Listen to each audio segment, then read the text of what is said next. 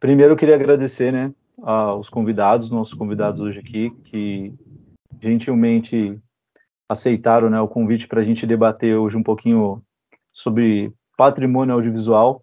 E aí eu escrevi uma introdução pequenininha aqui, né, só para contextualizar o que a gente vai falar um pouquinho hoje. Essa data, né, ela nos convida a refletir sobre a importância e os motivos que levam à preocupação e preservação desse bem material e imaterial. Com o recente incêndio da Cinemateca Brasileira, perdemos 4 toneladas de documentos históricos, cópias de filmes e objetos. Perdemos nossa história, né? Mas, afinal, o que leva a sociedade a se interessar pelas práticas de cuidado e preservação desses bens, né? O que é o patrimônio audiovisual, né? E aí, hoje, a gente trouxe aqui 4 convidados, né? Eu vou começar aqui com a Clarissa Kushner, que além de trabalhar muito, né, com a questão da crítica, né, em relação ao cinema, ela também está ligada à curadoria de diversos festivais, né, do nosso país. Depois eu vou deixar aqui o currículo bem detalhadinho de cada um.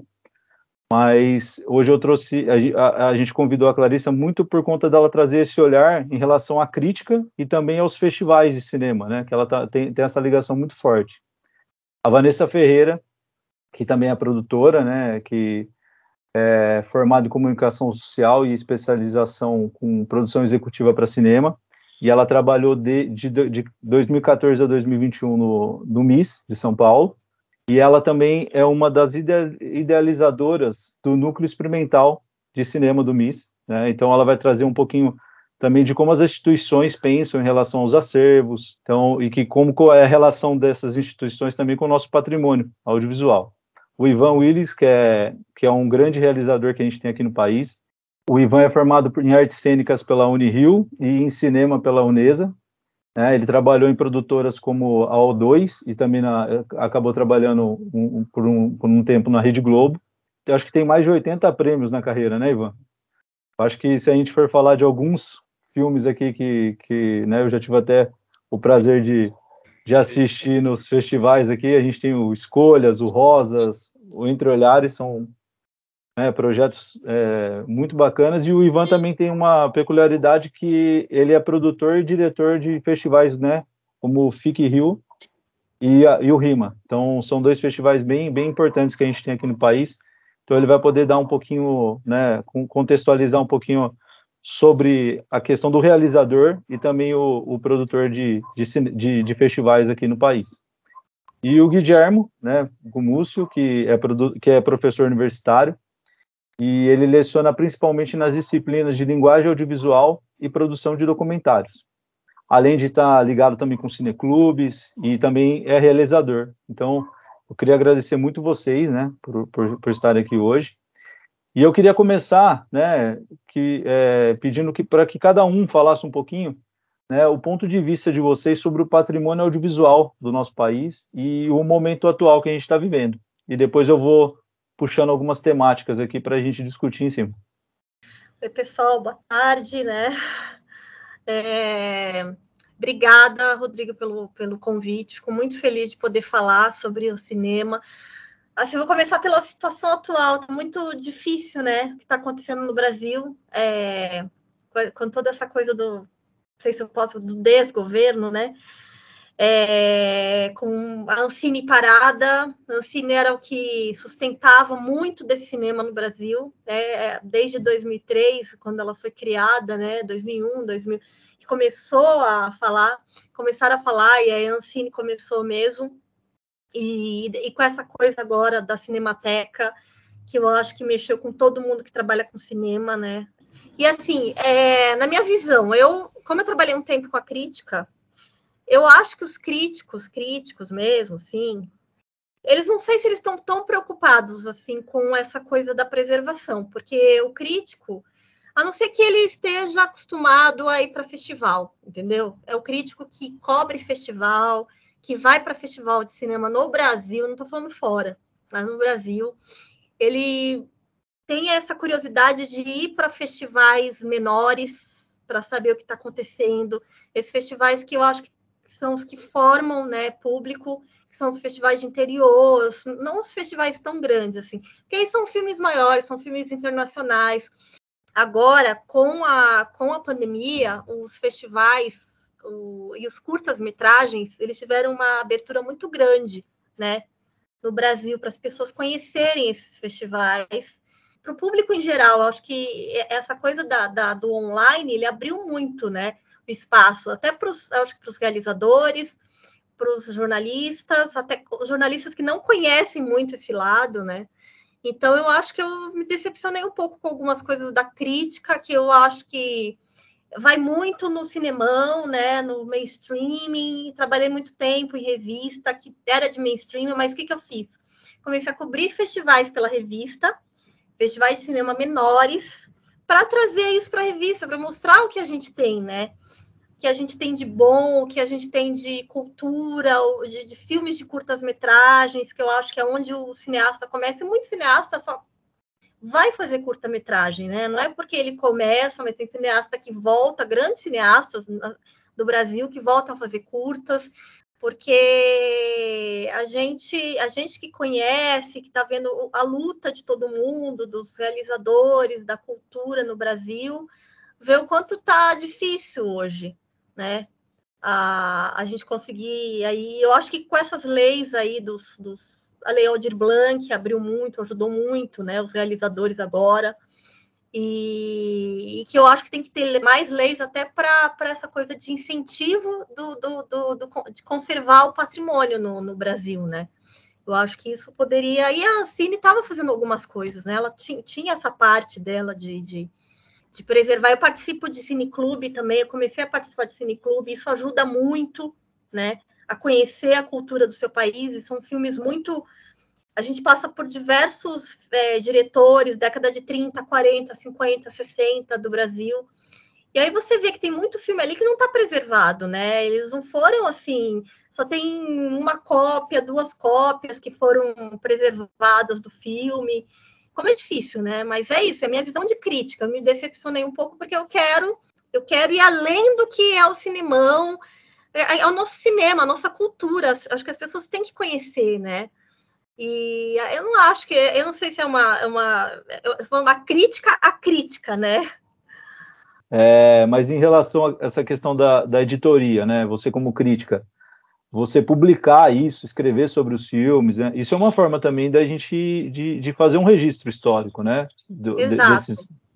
Eu acho que isso também era muito importante, né? E principalmente que eu trabalhei no mercado de home video também, eu adorava fazer essa parte de quando eram lançados filmes nacionais, eu ia para muito lançamento de filme nacional, né? Eu gostava de fazer toda essa parte. Você vai conhecendo alguns diretores que às vezes a gente não sabe, porque são diretores de filmes independentes. O Brasil tem muito essa pegada, né, do cinema. O cinema brasileiro é muito independente, né? É independente, né? Mas tem esse cinema mais de... A gente tem o cinema de garagem, a gente tem cinema de bordo, a gente tem outros tipos de cinema no Brasil, que eu fui conhecendo isso porque eu fui para os festivais, eu conheci os diretores que trabalham com isso, que fazem isso, né? Mas eu tinha essa liberdade também na revista de poder fazer isso, né? E eu consegui abrir esse leque. Eu acho que se toda editoria tivesse pensasse desse jeito, talvez, né, as pessoas vissem o cinema brasileiro de outra maneira, né? Acho que tá bem respondido. Queria passar para a Vanessa agora. Eu fiquei pensando, quando a gente conversou, o que eu ia falar, né? E falei, nossa, eu acho que eu tenho assim, 2 coisas para contar que são mais histórias, por conta que eu trabalhei 7 anos no Museu da Imagem de Som de São Paulo. E aí, é isso, né? Como que surge esse acervo? Como esse acervo é preservado? E aí são 2 histórias que permeiam o que vocês estão falando sobre curta-metragem, trabalho independente. E são 2 histórias com 2 pessoas que hoje já são super conhecidas, né? Uma com Jorge Furtado, diretor de cinema, e com Ale Abreu, que é diretor de cinema de animação. O filme Ilha das Flores fez 30 anos, né? 2019. Aí eu sou ruim de matemática, 2021, 30 e alguma coisa, né? E aí, 30 e poucos anos atrás, ele ganhou um prêmio que ele fez esse filme e antigamente, né, uma das coisas que fazia parte do edital é que esses filmes eles fossem entregues em algumas instituições. Em São Paulo, eu sei que algumas coisas iam para o MIS, acho que algumas coisas talvez iam para a Cinemateca, não sei como isso funciona em outras cidades, outros estados. E o Ilha das Flores, como parte do edital, uma cópia do 35mm, ele foi doada para o MIS, e ele faz parte do acervo.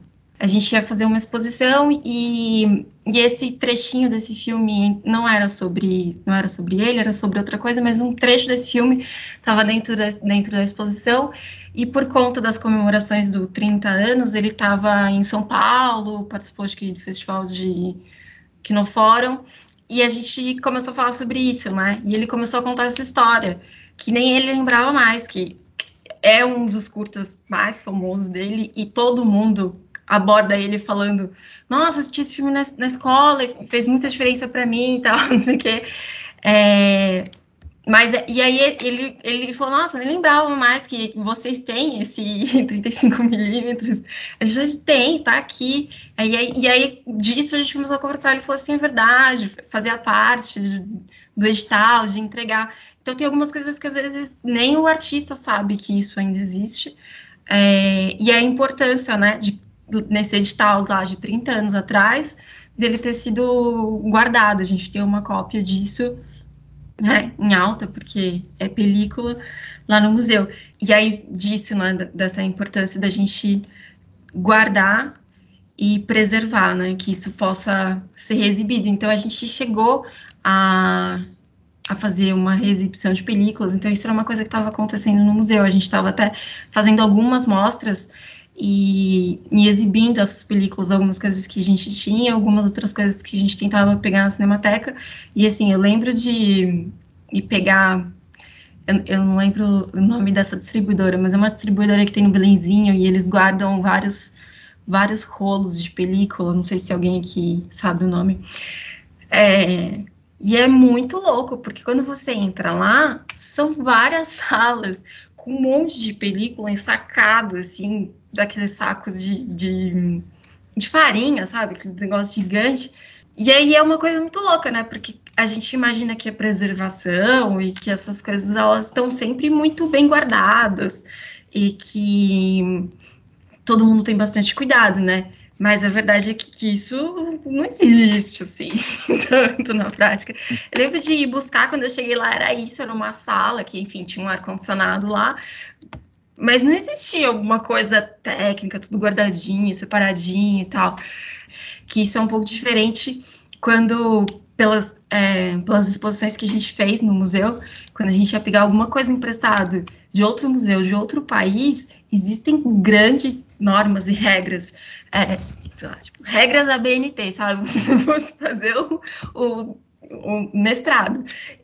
E se você não tem aquilo, não segue todas aquelas regras, você nem consegue pegar autorização, o item nem sai do outro museu, do outro país. E coisas que aqui no Brasil, para a gente, ainda não é assim, levado tão... Não seria a palavra levada a sério, mas a gente não tem essa estrutura ainda. E aí eu lembrei uma outra do Ale Abreu, que convidei ele para fazer um bate-papo no museu, dentro do Núcleo Experimental de Cinema. E era na época que o filme dele estava concorrendo ao Oscar, O Menino e o Mundo.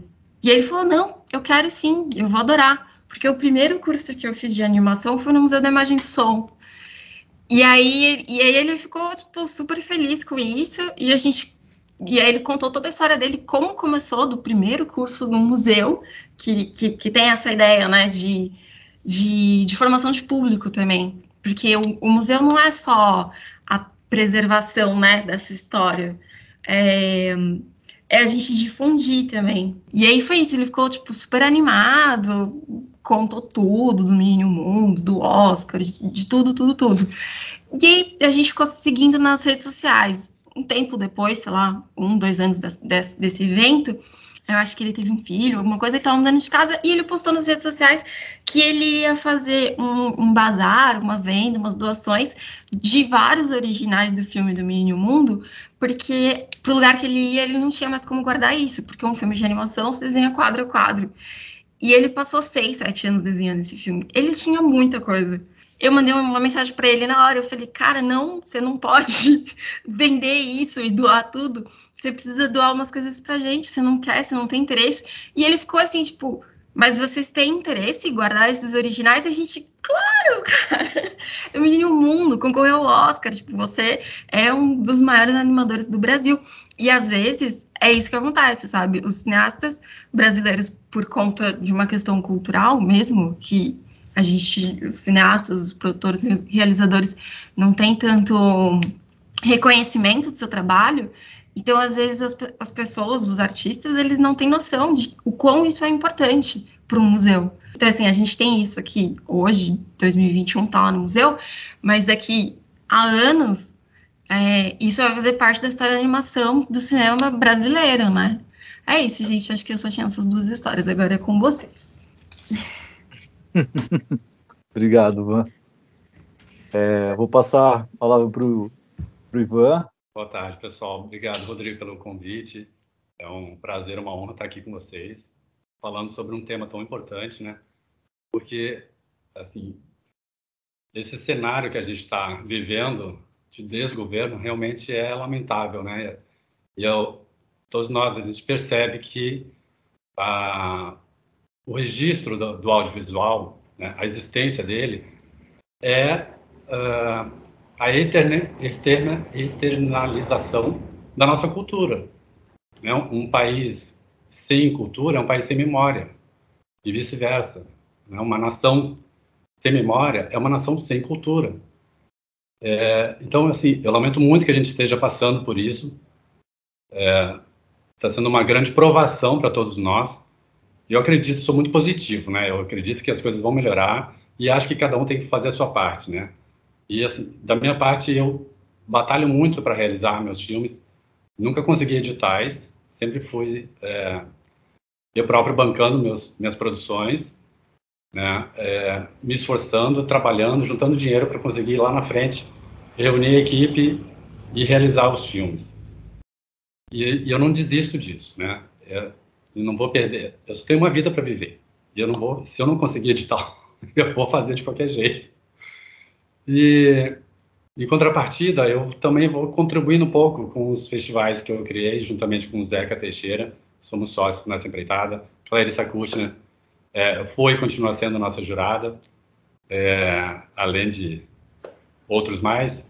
E a gente quer sempre poder valorizar o cinema nacional, né? O nosso cinema independente, o curta-metragem. Eu sou muito apaixonado por curtas-metragens. E tanto que a gente faz questão de valorizar todas as categorias, né? Por isso nossos festivais têm tantas categorias, são mais de 20 categorias, porque o cinema é feito por tantos profissionais e a maioria dos festivais não valoriza essas outras categorias. É raro você encontrar um festival que premie direção de arte, figurino, né? Geralmente estão deixados de lado, né? Efeitos visuais, enfim, tem vários que não são premiados. E a gente procura dar esse espaço e valorizar cada realizador, né? Porque é uma batalha tão grande, né? Eu sinto isso na pele, eu passo por isso. Eu tenho fé que as coisas vão melhorar, mas a gente precisa realmente se unir, sabe? A gente precisa dar espaço, ter mais festivais que deem espaço para os realizadores, e a gente tem que ter essa forma de preservação, isso é muito importante, né? Eu tive até pesquisando que na Holanda, por exemplo, o país gastou em 7 anos 150 milhões de euros para conseguir digitalizar todo o conteúdo audiovisual deles. Mas é possível, né? Quer dizer, a memória deles agora está preservada, mas e a nossa? Está ladeira abaixo, sendo queimada, sendo perdida por um incêndio. Até quando, né? Como é que a gente vai estudar? As próximas gerações vão estudar o nosso audiovisual, a nossa cultura. Cadê o nosso futuro? Não é? O futuro dos nossos descendentes. Não, exatamente isso, né? Acho que você começou a fala, acho que é a melhor maneira possível, né? Se a gente não preserva a nossa memória, como que a gente vai se reconhecer, né? É, Lá na frente. E como que a gente vai deixar isso, né, de legado para as futuras gerações. Então, mas eu queria que o Guilherme falasse um pouquinho, né, de como que é a vivência dele também com a questão, né, do patrimônio e com a questão audiovisual, principalmente no mundo acadêmico. Ele também que deve usar muita referência, né, do passado, né, para conseguir contextualizar os alunos de hoje. Sim, legal. Então, obrigado também pelo convite, Rodrigo, BTA, e também boa tarde aos colegas, né, Ivan, Clarissa, Vanessa. Acho que, primeiro de tudo, a Vanessa tocou bastante nesse ponto, a gente está falando de um material dos mais sensíveis. Eu digo em matéria física mesmo, né? A película, assim, claro que eu estou falando de modo bem ilustrativo, mas você respira o mais alto perto dela, periga de pegar fogo, assim, não material. Preservar a Gioconda é bico, difícil é preservar fita mesmo, preservar rolo de filme. É um material dos mais sensíveis, né? Então, num país onde a gente sempre teve um descaso tão grande com tudo que é cultura, o cinema sempre sofreu muito, né? Esse material que é produzido, ele sempre correu um risco muito grande e é apagado, de fato, em várias oportunidades. Tanto que o grande acervo audiovisual que a gente tem no Brasil, formatado, é de um conglomerado midiático, que é a Rede Globo. Lá eles cuidam, né? Porque é iniciativa privada, é Roberto Marinho. Agora, nós, como sociedade, nunca lidamos com isso, tal qual com todas as outras artes, né? É muito difícil.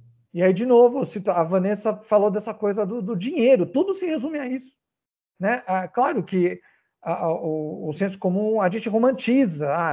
Claro, as pessoas têm uma ideia romântica de arte, né? Porque que qualquer pessoa que trabalha com isso nem pode ter, porque não é assim. E a gente precisa falar sobre isso para conscientizar as pessoas. Se dê o trabalho de ler os créditos de qualquer longa-metragem. Todos os nomes que aparecem ali são trabalhadores, são pessoas que trabalharam para você conseguir ver esse filme numa sala, na sua casa, onde quer que seja, né? E a gente sempre sofreu muito, o cinema já tem uma origem elitista, né? Com os irmãos Lumière e tudo isso, eram industriais, e a gente meio que perpetuou isso por muito tempo, né? A gente pode, isso é um fato, né? O realizador grande no Brasil, ele é de família, assim, via de regra, né? Ele tem uma rede de proteção. Ele não é um assalariado como ocorre em muitos países, né? Porque a gente não conseguiu transformar isso numa indústria nesse patamar. A gente tem essa dificuldade muito grande, né? Como o próprio Ivan e Clarissa falaram de sistematizar isso. Isso não é de hoje, né? Claro, está todo mundo assustado em qualquer esfera, né? Não preciso nem falar de artes. A gente está falando de um governo, de um mandato, onde nós tivemos 2 chefes de pastas ligadas à cultura com peças com clara influência nazista, né? 2 peças, não foi uma, né? Então é muito grave, né? A cultura, essa gente odeia a cultura. Cultura para eles é outra coisa, que não responde pelo que representa o país. Então você tem aí outro problema que eu diria que é epistemológico mesmo, que é você tem um problema legal, porque se você incorre no crime de perjúria, de injúria racial, por exemplo, isso é uma coisa. E outra coisa é você negar o que você poderia ver se saísse né, se conhecesse o seu país de fato. O seu país é negro, o seu país é LGBT, o seu país é mulher, é tudo isso que você, né, nazista, e que diz representar a cultura, né, odeia. Então é muito grave, né, o que a gente vive hoje, e eu duvido que eu espero, assim como o Ivan falou, eu quero ser muito otimista também, né? Porque a gente acorda todo dia falando, não dá para ficar pior, né? Mas aí, claro, eu chorei também vendo aquelas imagens da Cinemateca, né, do acervo, porque é muito impactante, né, para quem lida com isso. E a gente sofre muito. Eu achei muito legal que você falou do patrimônio imaterial, que as pessoas não ligam muito com o cinema, e tem mesmo, né? Então, a cinefilia é um grande... Na França, a cinefilia é um patrimônio né, assim, considerado, né? Os cafés, as salas, todo dia que a gente perde uma sala de cinema, eu estou aqui em São Paulo, para uma igreja, a gente tem uma perda de um patrimônio físico, evidente, e a perda de um patrimônio material, que é esse encontro social, né? Claro, com a pandemia isso mudou muito, né? Mas que liga, né? Liga universos totalmente diferentes, pessoas que de repente não teriam nada em comum, mas elas têm uma coisa em comum, que é a paixão por essa arte que é o cinema, né? Em suas várias formas, expressões, né? A Vanessa está falando dos curtas. Eu me lembro na metade da década de 60, pena que eu não me lembro o autor, nem o partido, mas isso ocorreu mais de uma oportunidade. Um projeto de lei que vislumbrava ter a exibição de um curta antes de cada longa-metragem estrangeira em qualquer sala de cinema de circuito comercial do país. Tinha gente que questionava se o Brasil tinha material para isso. Agora não existe mais essa discussão. A gente pode passar uns 5 curtas antes de cada longa de Hollywood, que vai ter material de sobra. Tem muita gente boa, né, produzindo. A gente tem muito profissional, isso a gente tem de sobra. Assim, eu fico admirado com a qualidade, né, dos nossos profissionais, a nossa gente de cinema. O que falta é política pública, que é o único modo de um país andar, né? Falta isso. Esse projeto de lei, eu queria muito que alguém andasse com isso, porque... E aí, uma coisa muito engraçada que eu fiquei pensando também é a data da estreia internacional do filme novo de um realizador grande, tal, que eu gosto muito, que é o Denis Villeneuve. Ele está com esse remake do Duna, né?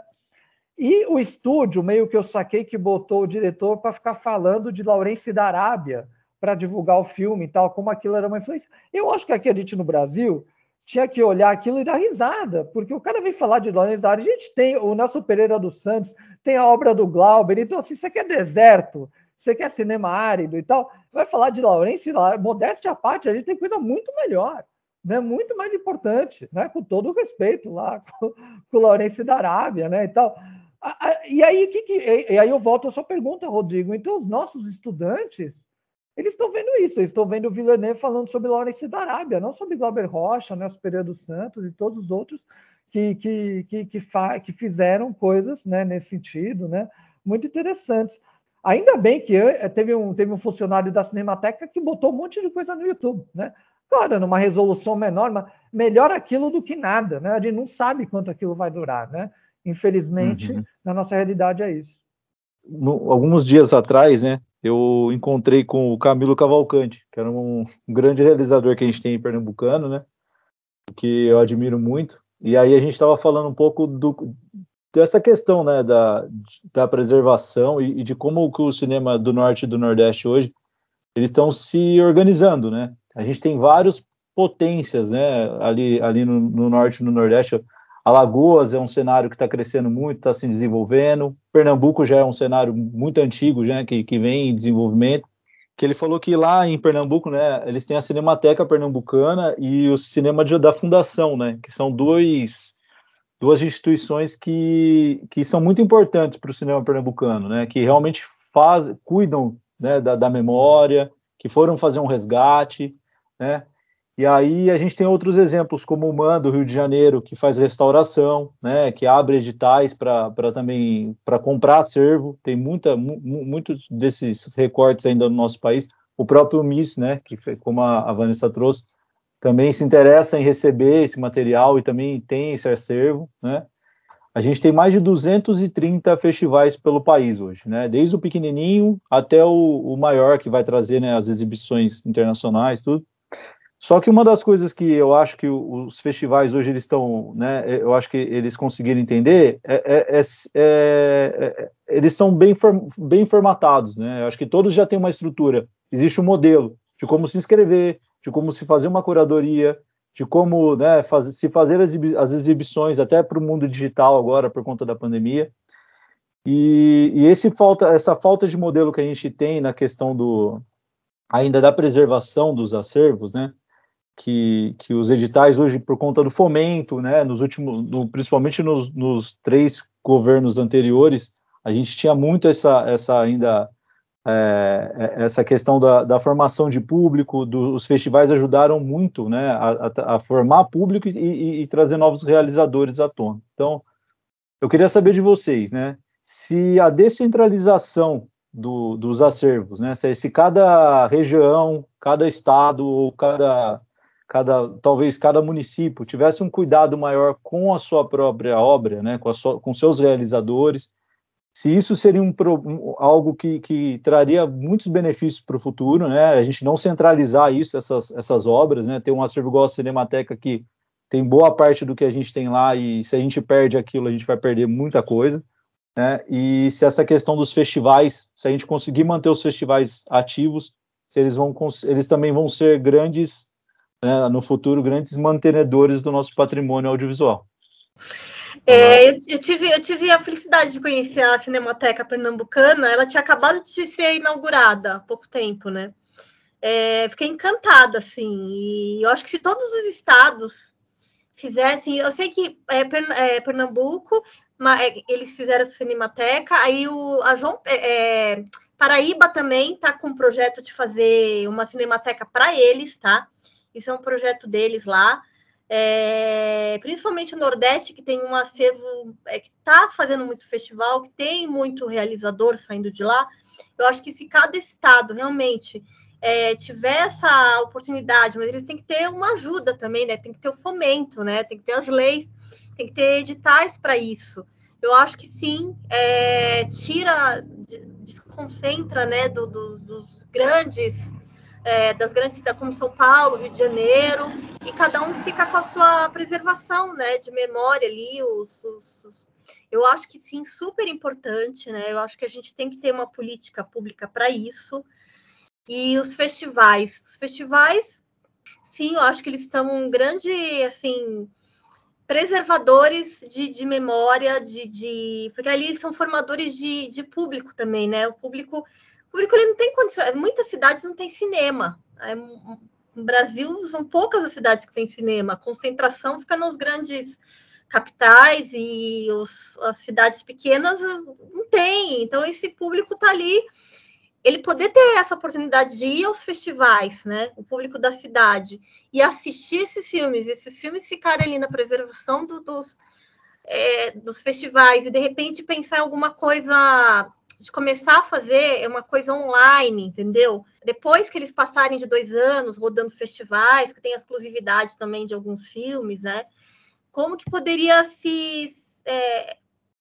colocar esses filmes, fazer um acervo dentro dos festivais, ou fazer assim plataformas, né, eu acho que online, que possa colocar esses filmes, né? Eu acho que a gente tem que pensar muito nessa parte do online também agora, para a preservação. Como fazer esses festivais irem além do que só aquela data do festival, entendeu? Só aquelas datas de uma semana de festival. O que a gente pode fazer a mais disso, além dos debates, das discussões, dos encontros entre os realizadores? Eu acho que tem que ter uma união maior e pensar, né? Não é fácil, né? O que a gente pode fazer mesmo? E ter mais leis mesmo para ajudar essa preservação de cada estado. O estado tem que se interessar por fazer, os governos, né, as prefeituras, os governos de cada estado. Não é fácil, né? Eu acho que é muito difícil no Brasil mas assim, exemplos como a Cinemateca Pernambucana, que eu fui conhecer, eles me mostraram tudo, e eu fui junto com a Kátia Mezel, que é uma cineasta pernambucana, que foi a primeira mulher aí é um festival de cinema no Brasil. Ela descobriu isso depois de 10 anos num livro, né? E ela tem mais de 50 anos de carreira, e ela falou para mim: Clarissa, minhas obras estão lá, mas eu preciso fazer alguma coisa. Inclusive, como a gente está falando de preservação, ela me mandou vários áudios de uma conversa que ela teve com alguma vereadora, não sei. Ela falou assim: Clarissa, eu preciso pensar como eu vou preservar a minha obra, porque ela tem mais de 200 curtas-metragens, entendeu? Porque muita coisa eu não tenho. Algumas coisas ela tem o canal dela lá no YouTube, mas outras coisas e tem algumas coisas lá na Cinemateca Pernambucana, mas também ela ela tá se sentindo meio perdida, assim. O que ela vai fazer com essas coisas dela? Como ela vai preservar isso? Entendeu? Eu acho que é um debate bem, assim, é uma coisa para se pensar bastante, pensar em conjunto e à vontade pública, né? Assim como os festivais dos últimos anos tiveram vários editais, né, as mostras, as possibilidades de... Eu acho que a gente precisaria, sim, ter esse fomento em relação à questão da preservação de acervo, né? Mas eu acho que os festivais, alguns deles já estão tomando essa consciência de que vão virar grandes acervos, né? A Sim. Ecofalante, por exemplo, acabou de lançar uma plataforma, né, de filmes que já passaram pelas edições anteriores. Então, mas eu acho que todos os festivais, esses grandes, principalmente que tem mais patrocínio, eles deveriam pensar nisso, né? Os festivais maiores. Eu acho que eu não acho fácil, mas eu acho que tem que pensar e é uma coisa pública, a coisa política que tem que ter vontade, né? Então, e uma união maior, né? Acho que do setor também, se unir para fazer, né? Lança dos festivais, eu acho que para ter esse acervo, a gente precisa de autorização dos cineastas, né, que estão lá participando. E geralmente a gente não tem essa permissão, além da data da realização do festival. Então aí, claro, envolve contrato, envolve dinheiro, tudo mais. Já sai do âmbito do festival, né? E aí você já é uma outra forma de você exibir seu filme, uma outra forma de preservação, que é muito válido, acho ótimo, mas não fica restrito ao âmbito do festival. Isso aí precisa realmente ter alguma lei que ainda não foi sancionada, não foi Por isso criada. que é difícil, né? É difícil. Exato. Tem alguns festivais que a gente se inscreve, né, que eles já pedem autorização para o filme fazer parte do acervo do festival, né? Isso seria uma forma, não de o festival poder exibir quando ele quisesse, mas dele conseguir fazer, montando esse acervo com o passar do tempo, sabe? Eu acho que isso seria importante. Acho que se todo festival se preocupasse em fazer esse catálogo com o tempo, acho que seria bem importante. A Vanessa está levantando a mão. Quer falar alguma coisa, Van? Eu queria, de algumas coisas que vocês falaram, né? De preservação atual, né? Contemporânea. Uma vez até levantei essa questão no museu de o contemporâneo, porque antes você tinha a película, né? O museu ficava com uma película, uma cópia do filme em película. Mas e hoje? Hoje o museu fica com qual mídia, né? Com qual coisa física para guardar, para arquivar isso? E aí eu lembro que foi uma discussão que ficou todo mundo assim, não sei, a gente não, tipo, isso não é muito discutido no Brasil, não sei como são nos outros lugares. Então isso era uma discussão mas o que a gente tem que guardar, então? A gente tem que guardar um Blu-ray? A gente tem que guardar um DCP? O que a gente tem que guardar? E essa discussão de como armazenar esses filmes, esse material audiovisual, é uma discussão que vem sendo pensada não só no audiovisual, mas em outros museus daqui de São Paulo, porque antes as pessoas guardavam as coisas num disquete, e aí depois foi para um CD, depois foi para um HD, aí agora está na nuvem. Mas essa nuvem, ela está protegida como? Tem uma cópia, tem um backup? Se hackear, vários órgãos brasileiros foram hackeados agora na pandemia, né? E várias coisas se perderam. E aí volta naquela questão, né? Porque se é a película, ela tem que estar bem armazenada, tem que ter um investimento de pessoas cuidando e olhando e tal. Mas e se isso está na nuvem, alguém está cuidando, a gente tem um departamento só que fica responsável para ter certeza que isso está bem protegido e que isso não vai se perder. Hoje a gente consegue procurar no YouTube, quase tudo que a gente quer, a gente acha no YouTube, né, dessas coisas contemporâneas, ou elas estão nas redes de streaming, e você vai lá, procura, e se você assina, ou se você paga, você assiste, você tem acesso. Mas isso daqui a 50 anos, tipo, tudo isso vai estar lá no YouTube, o YouTube vai continuar guardando isso pra gente daqui 50, 60 anos, então acho que isso é uma coisa que ela ainda não é muito discutida no Brasil e nos museus. Alguns institutos em São Paulo, eles já estão armazenando mesmo esse conteúdo audiovisual digital. Então, eles estão criando sites e esses curtas estão indo para lá. Então, existem alguns lugares de iniciativa privada que estão fazendo isso. Mas de iniciativa pública, grandes museus e tal, tem isso, né, de que a Cinemateca e outros estão tentando digitalizar, mas eles estão, tipo, tentando ainda digitalizar o que a gente fez lá há 50 anos atrás. E o que a gente está fazendo agora, isso não está sendo doado para museu ou para instituições. Então, a gente tem um atraso já de conversão, de digitalização, a gente já tem esse atraso. E dentro desse atraso, a gente não pensa no hoje. Então, quando você levanta uma questão sobre preservação ou arquivo de filmes atuais, contemporâneos, que são todos digitais, a gente está num momento que existem várias tecnologias e meios e formas, mas a gente também não acompanha. Lá, por exemplo, no MIS, né, que você tinha mais acesso, existe um protocolo para se fazer arquivo não só de produto audiovisual, mas de tudo que era realizado dentro do museu, né? Existe um protocolo, a gente vai arquivar ele tanto do formato físico, quanto no formato digital. Como que era o processo? Não, então, por exemplo, esses filmes novos, tudo que tem sido feito agora, na atualidade, isso não tem sido doado para os museus. Isso não vai. Então, isso nem chega lá. E as pessoas não ficam parando para pensar, porque todo mundo sabe que, mas tá no computador, né? Tá no YouTube, tá lá. Tipo, todo mundo tem acesso. Então, não é um assunto que as pessoas ficam pensando nisso. Mas e o novo? Então, elas ainda estão pensando no antigo, no que passou, do que ainda precisa ser digitalizado. Não existe ainda uma discussão da importância e o contemporâneo. A gente não está pedindo, a gente não está recebendo, os editais não estão fazendo cláusulas que esses filmes tenham que ser doados para os museus.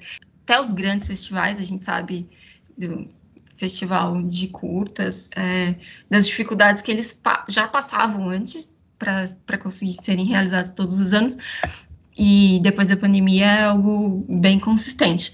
Mas eles não têm tecnologia, nuvem suficiente para guardar os filmes que eles exibem todos os anos, eles não têm.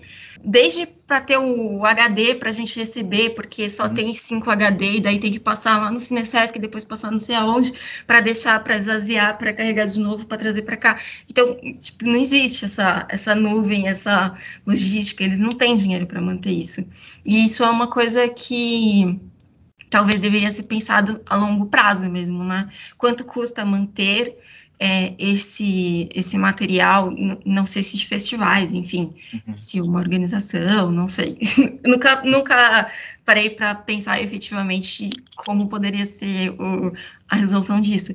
Mas, pensando a longo prazo, se existisse algum lugar que começasse a guardar essas coisas no digital, precisaria entender quanto que custa isso por um ano e quanto que custa isso para 30 anos, sabe? E teria que ter um pouco de dinheiro para que isso continuasse lá, porque daqui a 30 anos, se for outro tipo de tecnologia e precisar fazer algum tipo de digitalização, que isso exista, né? Que isso esteja guardado em um lugar.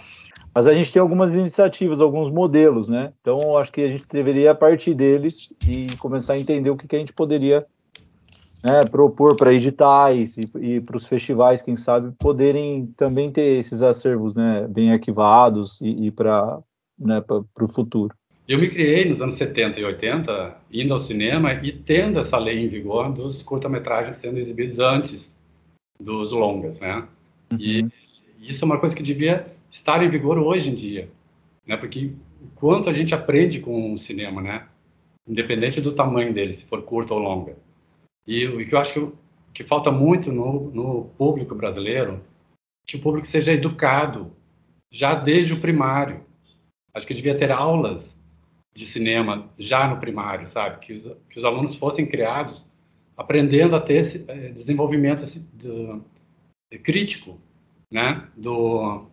De tudo que está sendo mostrado para eles, porque desenvolve o nosso senso crítico, né? E a gente aprende, eu aprendo muito com o cinema, de várias formas. Eu vejo isso, por exemplo, na minha experiência que eu tive com o FIC Rio, foi online por conta da pandemia, uma forma de você ter mais acesso de um público maior para assistir os filmes. Presencialmente você consegue ter 200 pessoas, de repente, numa sessão. No online, a gente conseguiu, em 5 dias, ter um acesso aproximado de 10 mil pessoas assistindo aos filmes do festival. Porém, aí que entra a questão da educação já desde o primário. Quando a gente, como festival, a gente tem acesso a ver a porcentagem que o filme foi assistido. Sabe? Por exemplo, 500 pessoas assistiram aquele filme, o filme mais visto do festival, mas não teve 100% de aproveitamento do filme. Ele não foi visto até o final pelas 500 pessoas. Essa média ficava abaixo de 50%. E aí que eu falo, cadê o interesse real pelos filmes, né? Eu vejo que tem muita gente com preconceito ainda pelos curta-metragens. Falta esse incentivo, já desde a vida toda de estudos, para ter essa educação, para se aprender a gostar de cinema, entender e ser instigado a conhecer novas formas de cinema, todas as linguagens de cinema, todas as culturas, porque o Brasil está muito ainda restrito ao cinema hollywoodiano, né? Tá muito focado, abre todas as portas para o cinema hollywoodiano, sendo que tem filmes europeus, enfim, asiáticos do mundo inteiro que são excelentes. Filme bom tem que ser visto, né? E tem isso de todos os países. Só que a gente não tem essa cultura de assistir. E falta o público aprender a conhecer o curta-metragem, por exemplo, porque eu já recebi vários depoimentos, inclusive de amigos, que não tinham esse contato maior com curta-metragem. E participando do festival, vendo filmes, e me deram um retorno muito positivo, falando, caramba, eu não sabia que tinha curtas tão bem feitos, sabe? Por conta desse preconceito, né? De achar que a curta-metragem deve ser qualquer coisa feita de qualquer jeito. E não é, a gente sabe que não é, né? Então, assim, e aí essas mesmas pessoas vieram falar assim, poxa, eu acho que eu já perdi muitas chances, muita possibilidade de ver filmes bons que eu deixei passar. Então, é o lance da educação, cara. A gente tem que ter esse conhecimento já desde a tenra idade. Acho que faria um diferencial muito maior. Não, com certeza. Eu acho que pro Guilherme, ele tá convivendo com isso o tempo todo, né? Ele deve receber o aluno, né, de audiovisual ainda cheio desses vícios, né? Ainda sem essa cultura, sem estar consumindo o que a gente está produzindo aqui, né? Vem com o olhar muito ainda manchado, né? Muito ainda quadrado com o que a gente recebe de fora. Total, né? Total. Concordo muito com o Ivan. Na Argentina, eu acho que recentemente, né, eu não sei se aprovou a lei ou se fez um projeto de lei para se colocar cinema desde a escola mesmo, né? Desde o ensino fundamental. Isso. Lá tem várias iniciativas que poderiam ser copiadas aqui. Tem coisa que é uma base de dados mesmo, tipo um player do cinema nacional, assim, era uma política pública e tal, uma coisa de acesso de informação de público muito grande. Lá você tem salas do INCA, né? Então, como se fosse esses multiplex, mas Dancine, né? A INCA é o Instituto Nacional de Cinema Argentino, né? Então, o cara vai para a sala, ele sabe que ele vai ver alguma coisa que está representando o país dele, que emprega o país dele. Eu estou lembrando de várias coisas aqui, ouvindo os colegas. A gente tem, primeiro, assim, uma lei de telecomunicações que não é aplicada, né? Porque não dá para entender, isso não é de agora, isso é de sempre, né?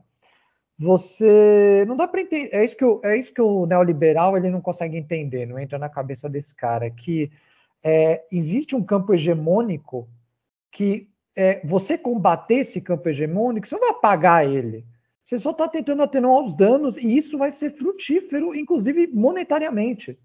Sim, é isso que é uma contradição, assim, esse neoliberal combater qualquer intervenção estatal como se fosse stalinismo, quando, na verdade, o que ele está fazendo é gerando mais receita, gerando mais emprego, gerando tudo, e, inclusive, uma formação de público que possa ter uma liberdade maior de escolha e que possa, inclusive, se educar, ser uma pessoa, ser uma cabeça pensante, né, com uma visão de mundo mais ampla, que o Brasil é uma grande economia do mundo que sempre viveu com uma doença que se chama o analfabetismo. Assim, que é muito grave. A gente tem taxas de analfabetismo inacreditáveis no Brasil, né? Por uma série de motivos. Que o cara simplesmente não vai conseguir, por exemplo, ler uma legenda. Você pode parecer... Claro que essa pessoa provavelmente também não vai ter acesso ao cinema por causa da sala de cinema, mas mesmo que você faça esse cara chegar a esse cinema, você pode ter esse problema. E todos os problemas que o analfabetismo incorre, inclusive uma maior submissão a esse campo hegemônico, desse norte hegemônico, né? Agora, nós temos essa questão dos lusófonos, que a gente não aproveita, né? Um dos maiores cineastas assim, mesmo do mundo foi um cara que viveu 103 anos, produziu até o fim da vida, que é o Manuel de Oliveira, e sabe, vira uma coisa de nicho, dessa coisa, sabe, do cinema arte, não sei o quê. E tem um monte de trabalhos dele que daria para qualquer, assim, não requer, né? Não é uma coisa assim de câmera. Tem alguns filmes dele que eu admito, né? Que requer um preparo intelectual, talvez, um repertório de cinema. E a gente renega o próprio continente onde vive, né? O Brasil não se conecta nem na música, assim, que é um campo que a gente é tão primeira ordem assim no mundo, né? Reconhecido no mundo todo pela sua música. E a gente, se liga o rádio, não consegue achar uma música do continente latino-americano, exceto a brasileira, assim, né? Com essa coisa contra-hegemônica no Brasil, que eu acho ótimo, que é o rap e o funk, que talvez tenha alguma conexão, ocorrem participações, né, de cantores, de cantoras latino-americanas, mas assim, no mainstream, num campo de massa, isso é absolutamente renegado. Esses canais, eles preferem passar o Homem-Aranha depois da novela do que qualquer filme nacional. Assim, muito raro que isso aconteça. Então, é uma vitória quando passa o Que Horas Ela Volta, assim, parece que é uma vitória do cinema nacional, quando devia ser a regra, não devia ser a exceção, né? Acho que a nossa luta é essa, de todo mundo aqui, né? Mostrar como a gente tem coisa boa, né? Não é questão de um nacionalismo por nacionalismo, é porque a gente pode ser nacionalista em muitas esferas, né? Assim como somos em tantas outras, né? No cinema a gente pode ser também, pode, e eu só bato nessa tecla. É financeiramente muito interessante, é monetariamente inteligente, né? E num país onde o desemprego, inclusive, é uma grande doença também, que mata, né? Só que vivem numa sociedade, a gente vive nessa indústria mal ajambrada, né? A indústria mal ajambrada, que é a indústria cinematográfica brasileira, porque é muito na base do projeto, né? Às vezes, dessa coisa intermitente, que é trabalhar com audiovisual no Brasil, né? Infelizmente, né? Isso que você falou, né? Que deveria ser uma regra, né? De a gente ter mais cinema na própria televisão aberta, né? Que ainda é uma cobertura, né? De massa. E eu acho que ainda falta muito das pessoas se enxergarem nos filmes, né? Eu acho que a gente consome muito o que vem de fora e as pessoas consomem aquilo sem se ver ali, né? Sem se reconhecer. E eu acho que o cinema tem essa função, né? De manter, principalmente como patrimônio, né? De manter isso, as gerações, as histórias, né? Permanentemente registrado, guardado como fato histórico, como memória, né? E eu queria que cada um aqui deixasse um pouquinho do desejo para o futuro, né? Não só em relação à questão do patrimônio audiovisual, mas em relação ao nosso cinema, ao nosso audiovisual brasileiro como um todo, né? Que a gente sabe que tem diversas vertentes aí que também estão buscando o seu lugar, estão buscando o seu caminho, e que a gente possa se encontrar em breve, né? Eu estou com saudade de muita gente e de ter esse contato também mais próximo com todo mundo. Então, deixa eu começar, então. Primeiramente, agradecer, né? E eu acho que só de ter esse debate já é um ponto de reflexão para todo mundo, né? Daqui para frente. Já é alguma coisa, a gente já está fazendo alguma coisa, né? E pensar positivo, eu também penso, né? Que vai, assim, as coisas vão mudar. E acho que é assim, um ano que espero né, que nos próximos 2 anos, né, um ano que vem, ano de eleição, mas que venham outras vontades, né, sem o desgoverno, que que eu acho que mesmo assim as pessoas do cinema estão fazendo acontecer, né?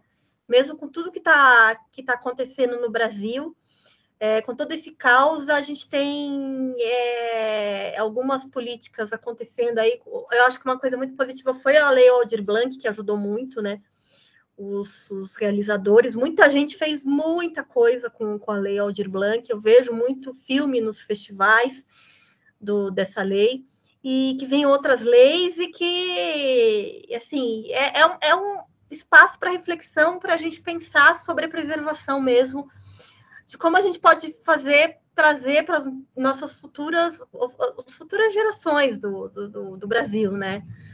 Começar também pela escola, as escolas pensarem nisso e pensarem que o cinema, isso eu já falei até na escola do meu filho, que eu posso até ajudar a levar filmes, a levar curtas para as crianças debaterem, para elas conhecerem, que é o futuro, né? Que vai ser o nosso futuro. Então, obrigada, Rodrigo, Ivan, Vanessa, Guilherme. Foi muito bom a gente poder debater os pontos de vista.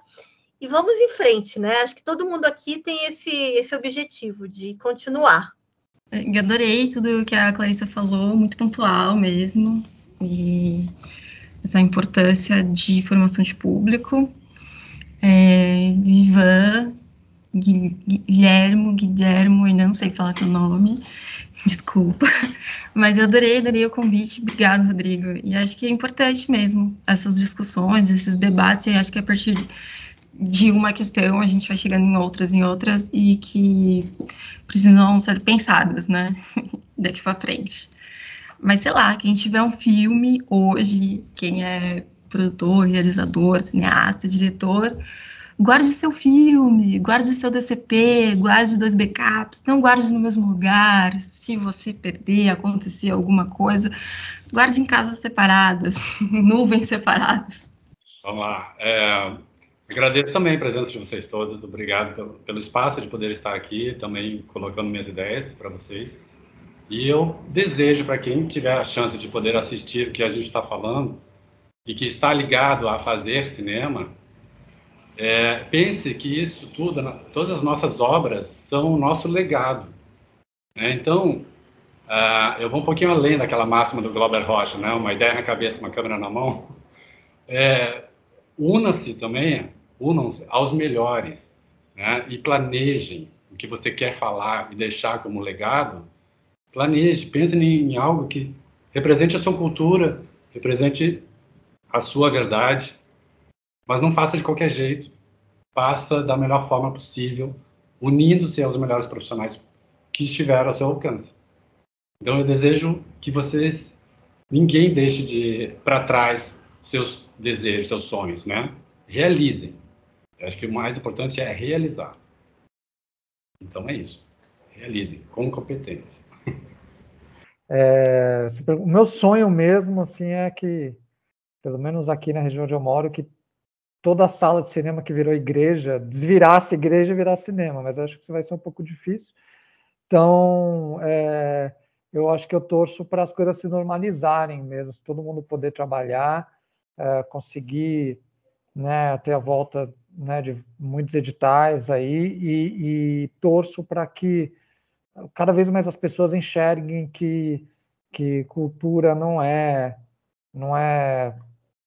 uma coisa subjetiva, né, no sentido que as pessoas trabalham, né, para que a gente possa ter uma sociedade melhor. A pandemia, né, infelizmente, fez as pessoas verem isso da pior forma, talvez, né, o quanto a vida sem arte, né, com essa coisa desse casulo é tão insuportável, assim, né.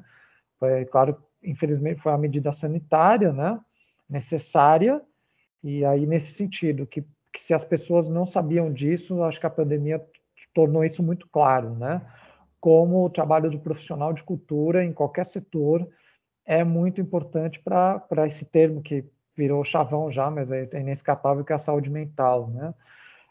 Então, meu desejo é esse, assim, que as pessoas percebam isso e enalteçam tão os bons profissionais que a gente tem, né, e a gente consiga ter um país, a gente consiga ver refletido na tela esse país diverso que a gente é. Valeu, pessoal, muito obrigado, né? Queria agradecer a todo mundo que vai passar aqui pelo nosso conteúdo e deixar a mensagem, né, que o nosso cinema, o nosso audiovisual, nossa cultura no país é um grito, né? A gente está o tempo todo gritando as urgências que o nosso país e o que a gente acaba vendo, né, e vivenciando todos os dias.